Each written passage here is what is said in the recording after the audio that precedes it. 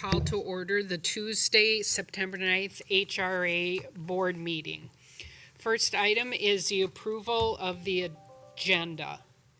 Any edits or changes? Okay, may I have a motion to approve the agenda? So moved. Second. Moved by Doblinger and second by Commissioner Mua. All in favor? Aye. Motion passes 6-0. Next item is the approval of the minutes of the August 26, 2025 HRA board meeting minutes. Any edits or changes? Discussion, all right. May I have a motion to approve the minutes? Second.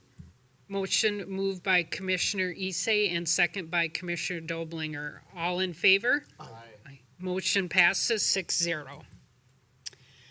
All right, next is new business.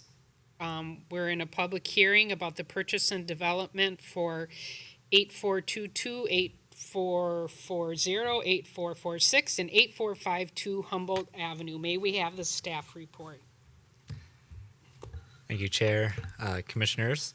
A little bit of a mouthful on the 4 addresses there. So we collectively call them the Ralph lots because they were originally purchased with right-of-way acquisition loan funds, or RALPH, or sometimes we just call them the Humboldt lots as well. But as you mentioned, this is a public hearing because we are looking to sell these properties to Twin Cities Habitat for Humanity. So to give you a little background about these properties, they were originally acquired by the city, like I said, with right-of-way acquisition loan funds, or RALPH. They were held by the city for future needs for MnDOT. These follow along Humboldt Avenue, which is the frontage road along 35W. So thinking if 35W needed to expand, they wanted to hold these properties. But after holding them for close to 15, 20 years, they realized we don't actually need these for any future expansion, and there's actually a higher and better use for these lots rather than just having them sit vacant. So in 2023, knowing that we were going through the Bloomington Affordable Home Ownership Program and looking to expand different opportunities for single-family development, the HRA worked with the city to transfer ownership to the HRA. We actually purchased those lots, including another lot on 82nd Avenue, 82nd Street. That was also a Ralph lot for future inclusion into the Bloomington Affordable Homeownership Program, the BA program. So we did purchase them. These 4 lots would be about $440,000 that we spent on those lots. And then as we were moving forward, we entered into this partnership with Habitat for Humanity. First, you've seen some of the success we've had with the 9030 Park project. They were kind of a natural fit to redevelop these lots. So to give you some context, like I said, it kind of follows along 35W, central Bloomington there, more north near kind of Penn American District. So there are 4 lots. They are in a single-family neighborhood, so when they were piecemeal acquiring these, you could see they didn't quite get all the lots either. So you see some existing homes there to the north of 8422 and to the south, and then you see these 3 properties in a row. So Twin Cities Habitat, or TC Habitat, they'll be looking to do 5 units on these 4 lots. So the terms that we're looking at right now, like I said, we had acquired these, so we would be looking to sell these for $1. So we're considering this a land write-down. We would be looking to do 3 single-family homes and 1 two-family home, all owner-occupied. We're using the impact fund dollars, so this is all for owner-occupied units, no rental situation here. They would be affordable to households at 80% area median income, and Habitat says a lot of their clientele are even deeper affordability, so it might even go below that, but for the stipulations of the development agreement, we would say 80% area median income. And then because there are 4 lots, we are looking to kind of convey or transfer these in phases. Habitat would like to move forward with 2 lots this year. and we would more easily developable lots we would move forward this year. And then there is a 2-family lot and another lot, and I'll pull it up again and kind of explain it. That requires a little bit more work. We're going through a lot line adjustment, and it makes more sense knowing that we can't do all 5 units all at once, that those would happen in the next year. So we'll convey the land on the lots that are ready to go, knowing that when the other ones become ready to go, then we would sell them. And that's just some protections in case something were to happen, things happen in the next year, we're still maintaining ownership and we can kind of exit that agreement if needed. I don't anticipate that happening, but it kind of gives us that little added layer of protection just in case. But the total development cost is roughly about $2.5 million. And part of that agreement, I want to call out is that we'll give them access to all 4 sites so they can continue to make progress on those other 2 lots, even though they won't maintain ownership. We want to have that access agreement. So hopefully next year they can hit the ground running and start working diligently on those. So like I said, for all 5 units, we're looking at about $2.5 million. There are mortgages that would help pay for this. Even though they are restricted to 80% AMI, they are still paying a proportional amount in mortgage to pay for that. So that is the largest source we have for that. We have that land right down in there. We are committing $300,000 from our impact fund allocation. So as we're all familiar with the BA program, we're looking to develop 27 units. So this would be 5 units toward that 27 total. We have $3.2 million to kind of support that project, so $300,000 would help support this specific location. We also have been awarded money from the Met Council and the Local Housing Incentive Account, or LHIA, so that's another $300,000. And then you can see there's still a little bit of a gap there, but Twin Cities Habitat has different funding sources that we would help fill with that remaining $500,000. So to kind of go through the timeline a little bit more clearly, this year, we'll be continuing to do community outreach throughout this. I've already been talking with some of the neighbors. They're curious on what will be happening. But we'll close on these first 2 lots this year. The other 2 lots, we are working on a lot line adjustment. It's an administrative process, but it still takes some time to get through. So we'll finalize the design on those first 2 lots and start pouring foundations, hopefully Q1 of 2026, so that they can be constructed during kind of the summer construction season, and then they can be sold by end of year of 2026.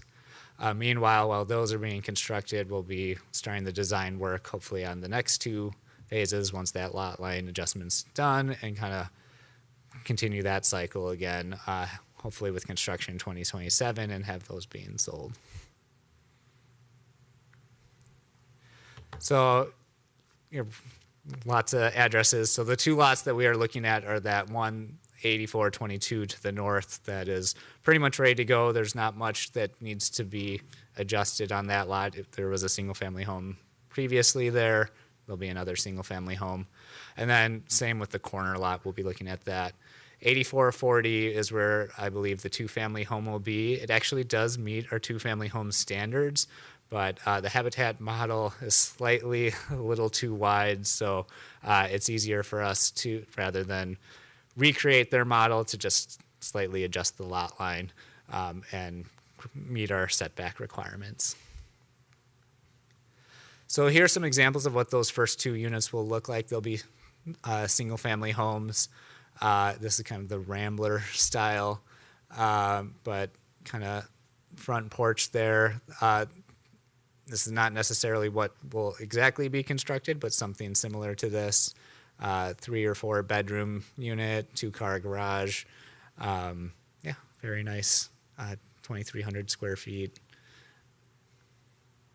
And then here's kind of similar to those who might be familiar with the 9030 Park project, a 2-story, similar sized, about 1,700 finished, 2,400 total square feet. But yeah, similar design here.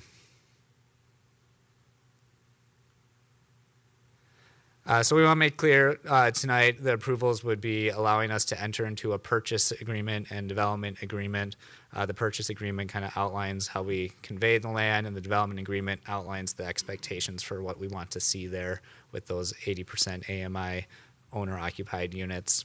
It also will outline kind of our commitment to the project, which is a sale price of $1, which is accounting for our land write-down. We would be committing our impact fund to those, so $75,000 per lot, and then just acknowledging that we also have the Met Council grant that would fund that, and then we need to follow the requirements of that grant, and in fact, requirements of both grants that we have, so that we're able to actually use those dollars.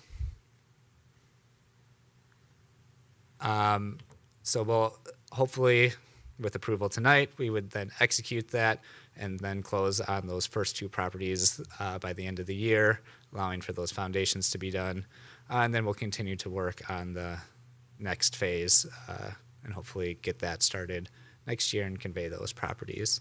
And I know we've got Noah here from Twin Cities Habitat who might want to provide some details as well if he would like. Thanks, Mr. Palermo. Greetings, everyone. My name is Noah Keller. I'm a real estate development manager with Twin Cities Habitat for Humanity. I have been here before to speak about the Park Avenue projects that we're doing currently in partnership with Homes Within Reach. Hopefully, folks have had an opportunity to drive past those homes while they're under construction so that you can kind of see the transformation from vacant lots to fully completed homes here by hopefully by the end of the year, and then we'll hopefully have those for sale on our internal property. Sorry, those will be for sale on Homes Within Reach's internal property letter, but we are going to co-market those so that folks who qualify for Habitat's program can also view those, since our requirements overlap with those of Homes Within Reach by about 98%. There's just a couple items small items that differ. So I think we'll have success selling those. Those are the ones with the ADU units attached to the garages. So we're excited that those are underway. Appreciate that you all approved those about a year ago. And yeah, I don't have a ton of additional information other than what Mr. Palermo was able to present. I'll just say that we've recently kind of updated our standards, so all of our homes that we're planning to build kind of moving forward that are new construction will have solar panels. They're going to meet Zero Energy Ready version 2.0 certification. We'll certify those under that program. They'll meet the Indoor Air Quality Plus requirements, be certified under that program. Will still be Energy Star certified. They'll be visitable per MHFA requirements, meaning there's a zero-step entry into an area of the house that has like a common area and at least one restroom available. And then there'll be Green Communities Green Communities compliant as well. And so I guess one more note about Homes Within Reach and our partnership with them. Depending on how high the Humboldt homes appraise, we might be, kind of be required to land trust those. It's kind of up for determination depending on where appraisals are at in about a year once we're wrapping those up. So there's no plans to land trust these.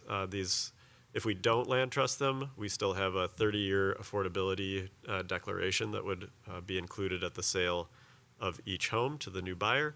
And so if for whatever reason that buyer was to move, we would have an option to purchase that home back and then restart that 30-year clock. So it's still a very robust affordability period and process, just not exactly the same model as Homes Within Reach. So yeah, I'm happy to try and answer any questions that folks might have to the best of my ability. Before we get to commissioners' comments and questions, this is a public hearing. So if anyone is online that would like to speak, now would be your chance.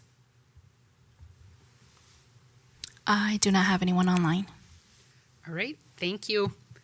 All right, Commissioner Wooten.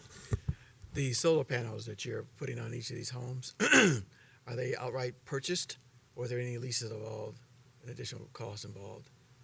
Thanks, Commissioner Wooten. These would be purchased by Habitat. We do apply for various, rebate programs to help us foot the bill for those solar panels. But once the home is sold, all of the electricity generated by those panels go back to, gets fed back to the grid, and then Excel will reimburse the homeowners for those kilowatt hours that they're generating. Is the maintenance then the responsibility? I'm sorry. No, go Is the ahead. maintenance then the responsibility of the homeowner? It is. Yep. Okay. Yep. And the installer will have a typical mechanic's warranty Right. on their equipment and their craftsmanship, but we haven't had any issues yet. But yes, ultimately that would be part of the homeowner's responsibility. Okay. Got a question for Mike when I get a chance. Other questions, comments? Okay, continue. Mike, how much money is the HRA putting into this project? Thank you, Chair, Commissioner Wooten. So we've already purchased the properties in 2023, so we have committed those about $440,000. Otherwise, the money that we are currently allocating for this is coming from the Impact Fund grant that we had received, and that's another $300,000. But directly coming from our levy or budget dollars at this point, we don't have any other committed directly. Did I hear you mention earlier ALAHA monies involved, or is that incorrect? LHIA, slightly different acronym. And that's from Met Council. Okay. That's the local housing incentive account. Okay. Thanks. Commissioner Mua? Thank you. Mike, my question for you, you said you talked to some of the neighbors already. That was my question. How has the communication been? I know when lots sit for a long time, people kind of get used to it. So how's the communication been so far, especially with the three, right? The one, and the empty lot, and then the two. How's that communication been? Yep, Chair, Commissioner Mua. I've only had a conversation with one of the property owners so far. I think we will, after this meeting, knowing if we're going forward, we would want to engage with those. I believe Habitat does a good job of kind of having a foreman on site on their when they are doing their construction and connecting with those neighbors. So if issues happen, they can reach out with the foreman. But yes, that neighbor, change is difficult. They mentioned how they, it's basically open space to them that they utilize, and even though it's not part of their property. So there will be some adjustment, but at the same time, there was a home there previously. They're, not tiny lots by any means, so there's still ample space for neighborhoods. They're not going to be crowded on each other, but that will be something we'll have to communicate and kind of do a little more outreach. Thank you. I've really enjoyed our partnership with Habitat for Humanity. There's a house 2 doors down from me, basically, that is a Habitat house, and it's wonderful to have a family there. So looking forward to our continued partnership and being able to continue the ownership cycle and allowing people to call Bloomington home. Thanks. Thank you. Commissioner Carter? Thank you. So I'm very supportive of this. We'll be supporting when we vote, but I do have a couple questions. Were ADUs considered as part of this project? I had thought maybe they were at one point, but I'm wondering if there was just maybe. Yeah, thanks, Commissioner Carter. They were considered. So Habitat is also, we're a developer, and then we're also a lender. And we decided to use the Park Avenue projects and that great partnership with Homes Within Reach as kind of a prototype to see, how that project, what the outcomes are in terms of how quickly they're able to sell them, what type of situation, whether it's multi-generational family or, because you can't really control for that due to lending laws, which is good, or if it's people who are renting out space. I think ultimately I guess ultimately we want to wait and see kind of how that happens. We don't want to miss out on these opportunities in the meantime. I wouldn't rule it out on future opportunities in Bloomington Okay. and elsewhere, but not for these. Okay, Yeah. thank you for that. And then this is kind of probably more for my own education, but is the assessed value of these homes in the future impacted by the deed restrictions? Or is the assessed value and like, I'm thinking about like the property taxes that will be paid by the residents living in these homes, and I'm just wondering if that's also kind of brought down a little bit, or if it's just based on the assessed value that's not impacted by the deed restriction. Does that make sense? Yeah, for sure. Yeah, thank you, Commissioner Carter. So with the deed restriction for affordability, it doesn't impact the tax assessed value or appraised value Okay. of the homes. And so currently, homeowners would pay taxes, commensurate with the full assessed value. I know that there's some state level legislation being proposed. I believe it's called 4D, that is, where we're advocating for affordable homes that are going to stay affordable, that those tax percentages would be prorated, so that people are paying a little bit less on taxes, but that, as far as I am aware, has not come into reality yet. Okay. That is one difference with the land trust model, is the land trust, the owners who own homes on the land that they lease from the land trust pay less in taxes because that land is carved out. Okay. All right. Is there a benefit to doing the long-term deed versus a land trust? Well, for us, I guess it has been our model for about 40 years. The 30-year affordability guarantee used to reside in our mortgages. And then because other things with the mortgages change over time, other, terms and conditions, we decided it would be best and most clear to the homeowners and to public funders and other stakeholders in each project if that affordability was removed and put in a deed restriction instead, so that part of it was very clear. Okay. Yeah. All right. Thank you. And then I guess I would just say for the public who might be watching that obviously probably our bigger, like right now, our kind of biggest investment would be the land write down. And I guess just making it clear to people listening that this is very a standard approach that we've taken in the past. And so we're not doing anything like way out of left field or super different from what we've done historically. So just wanted to say it out loud. Thank you. Appreciate that. Thanks. Other questions, comments? Thank you. Thank you. Well, hearing none, we need a motion and a second to adopt a resolution approving sale to Twin Cities Habitat for Humanity Incorporated of property located at 8422 Humboldt Avenue, 8440 Humboldt Avenue, 8446 Humboldt Avenue, and 8452 Humboldt Avenue in the city of Bloomington. Moved by Commissioner Wooten Second. and second by Commissioner Doblinger. All in favor? Aye. Motion passes 6-0. Next item is a discussion item, the program year 2024 Consolidated Annual Performance and Evaluation Report.